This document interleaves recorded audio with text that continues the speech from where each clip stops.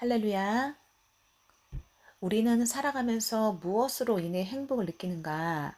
라는 질문으로 함께 생각을 해보려고 합니다. 3일 전에 저는 갑자기 병원 응급실에 가게 되었습니다. 몸에 큰 이상이 있어서 간 것은 아니었고요. 수술한 부위에 며칠 전부터 출혈이 조금 있었는데 병원에 전화를 해보니 응급실로 가서 검사를 받아보라고 해서 가게 되었습니다. 그날 오후 2시에 병원에 도착을 해서 무려 9시간 동안 저는 병원에 있었고 밤 11시가 되어서 별 이상 없다는 혈액 검사 결과를 받아서 밤 11시가 훌쩍 넘어서 집에 돌아왔습니다. 응급실에는 사람들이 항상 많기 때문에 한두 시간 기다릴 것을 감안하고 갔었는데 검사하고 결과를 받기까지 9시간이나 걸릴 줄은 전혀 예상하지 못한 일이었습니다.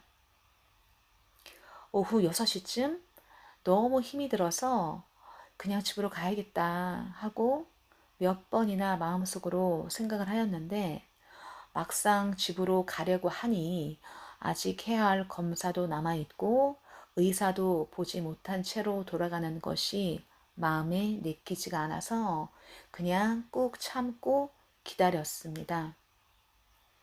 그렇게 응급실 대기실에 축 처진 상태로 앉아 간호사가 제 이름을 부르기만 기다리고 있으면서 저는 다양한 사람들이 응급실로 들어오고 나가는 것을 보게 되었습니다. 그날 그 자리에서 가장 오래 대기하고 있었던 사람은 아마도 저였을 것입니다. 그 이유는 그날 그 시간에 제가 한 수술을 담당할 수 있는 의사가 없어서 저의 진료는 계속 미뤄졌고 결국 저는 한 인턴 여자 의사에 의해 진료를 받아 검사를 할 수 있게 되었는데 그 시간이 저녁 7시였습니다. 응급실 대기실에는 의자가 한 50개 정도 있었습니다. 저는 맨 뒷줄에 몸을 거의 뒤로 하고 앉아 있었습니다. 저녁 7시가 넘어서 어느 한 여자아이가 아빠와 함께 응급실로 들어와서 접수를 하고 자리에 앉는 것을 보았습니다. 유독 그 여자아이가 눈에 들어온 이유는 그 아이가 입고 있었던 바지 때문이었습니다. 그 바지는 흰색 바탕에 꽃무늬가 있는 얇아 보이고 아주 타이트한 바지여서 나도 모르게 시선이 자연스레 그 아이에게 갔던 것 같습니다. 그 순간 저는 속으로 그 여자아이가 입은 바지가 좀 야하다라는 느낌과 함께 저렇게도 입고 다니는구나 라는 생각을 하게 되었습니다. 얼마 후에 그 아이는 간호사를 만나고 다시 대기실로 나왔습니다. 저녁 시간이 되니 사람들이 더 많아졌습니다.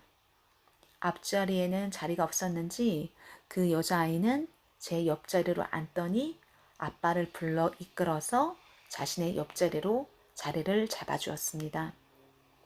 그러더니 그 여자아이는 아빠에게 기대고 그 아빠는 여자아이의 몸을 감싸주었습니다. 그때 저는 그 여자아이의 모습을 자세히 볼 수 있었습니다. 먼저 저는 그 아이의 바지가 보였습니다. 순간 저는 그 아이에게 미안한 마음과 안쓰러운 마음이 동시에 들었습니다.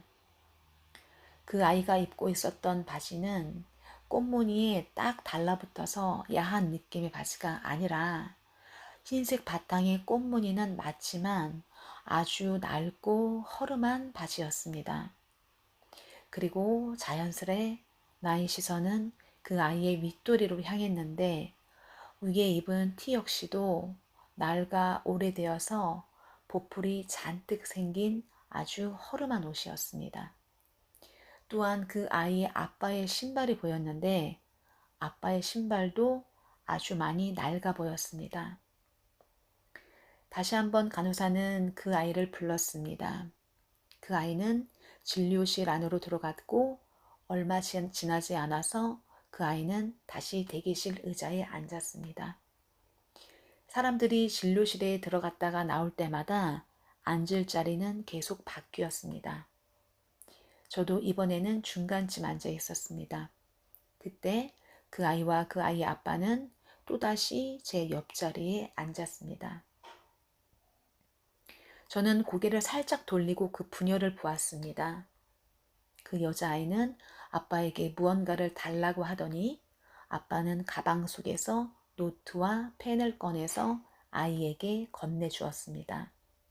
그러더니 아이는 노트를 펴서 공부를 하기 시작하였습니다. 또 얼마 후에 그 아이는 글씨가 좀 작고 두께가 사전만한 영어책을 보고 있었습니다. 저녁이 되니 응급실에는 아이들이 많이 있었습니다. 아이가 갑자기 아팠거나 아니면 부모가 응급실에 와야 하는데 아이를 집에 혼자 두고 올 수 없어서 데리고 온 것일 겁니다. 대부분의 아이들은 핸드폰을 하거나 왔다 갔다 하면서 떠드는 경우가 많았습니다. 그런데 한 5, 6학년 정도밖에 되어 보이지 않았던 그 여자아이는 아주 차분하게 의자에 앉아서 응급실에서 어른들도 생각하지 못한 공부와 독서를 하고 있었습니다. 밤 10시쯤 되어서 저는 기다림의 한계에 도달해서 계속해서 간호사에게 빨리 처리를 좀 해달라고 독촉을 하였습니다. 이제는 더 이상 앉아 있기도 힘들어서 간호사 데스크 앞에서 왔다 갔다 하면서 간호사에게 눈치를 주었습니다. 그러던 중에 몇 사람이 응급실 입구에 서 있는 것을 보았습니다. 그리고 그 여자아이가 그 사람들에게 다가가 포옹을 하며 인사를 하는 것을 보았습니다. 그 여자아이는 처음에 아빠에게 기대어 아빠 품에 안긴 것처럼 엄마에게 안겨 엄마에게 기대는 모습이었습니다. 저는 그 순간 그 아이의 너무나도 행복한 모습을 볼 수 있었습니다. 행복이란 단어의 추상적인 것이 실제로 존재하는 물질적인 것으로 느껴졌습니다. 우리는 행복이란 무엇인지 잘 알고 있습니다. 행복의 사전적 의미는 사람의 생활 속에서 기쁘고 즐겁고 만족을 느끼는 상태에 있는 것입니다. 이 사전적 의미 말고도 행복이란 각자에게 많은 다른 의미로 적용될 수 있습니다. 그렇다면 과연 나에게 행복은 어떤 의미일까요? 무엇이 나를 행복하게 할까요? 저는 그 여자아이의 모습을 잠깐 동안 지켜보면서 행복의 기본 의미를 다시 한번 생각하게 되었습니다. 그 여자아이는 다른 사람이 보았을 때 비록 너무나도 허름하고 초라한 옷을 입고 있었지만 그 아이에게는 정말로 사랑하는 사람들이 있었습니다. 많은 사람들은 자신이 행복하기 위해 물질이나 지식이나 권력 같은 것으로 만족감을 추구합니다.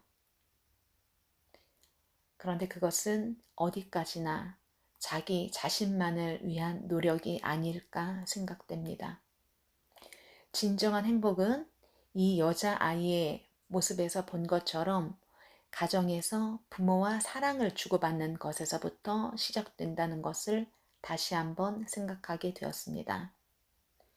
우리는 우리가 남에게 잘 보이고 비싼 옷에 비싼 차에 비싼 집에 살면서 무언가 많이 가지고 있어 그것에 만족을 누리기를 추구합니다.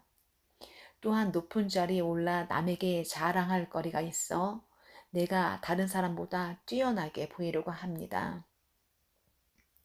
그런데 과연 그러한 것들로 인해 우리가 진정으로 행복할까요? 아주 다양한 모양으로 행복한 삶을 표현할 수 있겠지만 그것보다도 먼저 사랑을 주고받는 것에 초점을 맞춰보면 어떨까요? 우리가 우리 안에 온전한 사랑으로 채우는 것은 결코 쉬운 일이 아닙니다. 우리는 작은 것에도 실망하며 상대방에게 받기만을 바라고 9번을 잘해줘도 한 번에 마음이 토라지는 경우가 있습니다. 그럴 때 사랑은 고사하고 남을 미워하고 원망하게 됩니다.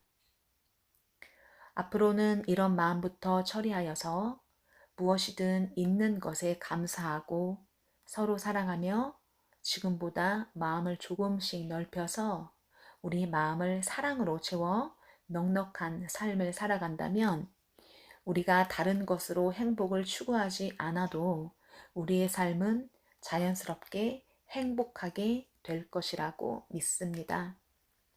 마지막으로 고린도전서 13장 13절 말씀으로 마무리를 하겠습니다.